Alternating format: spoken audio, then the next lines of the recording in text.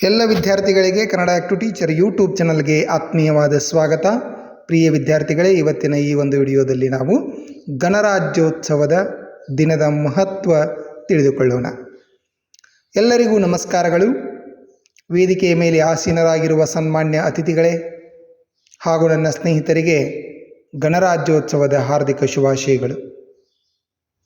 1950ರಲ್ಲಿ ಔಪಚಾರಿಕವಾಗಿ ಅಂಗೀಕರಿಸಲ್ಪಟ್ಟ ಭಾರತದ ಸಂವಿಧಾನವು ಬ್ರಿಟಿಷ್ ವಸಾಹತುಶಾಹಿ ಸರ್ಕಾರ ಕಾಯ್ದೆ 1935 ದೇಶದ ಆಡಳಿತದ ಪಠ್ಯವಾಗಿ ಬದಲಾಯಿಸಿತು.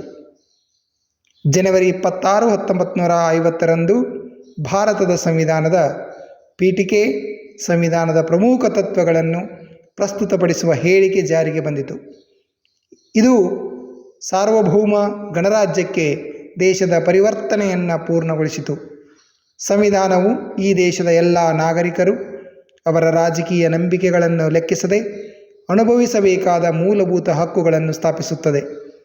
ಇದು ದೇಶದ ಎಲ್ಲ ನಾಗರಿಕರಿಗೆ ಪಾಲಿಸಬೇಕಾದ ಕೆಲವು ಮೂಲಭೂತ ಕರ್ತವ್ಯಗಳನ್ನು ಸಹ ಸ್ಥಾಪಿಸುತ್ತದೆ ಎಂದು ತಿಳಿಸುತ್ತಾ ನನ್ನ ಮಾತುಗಳಿಗೆ ವಿರಾಮ ನೀಡುತ್ತೇನೆ.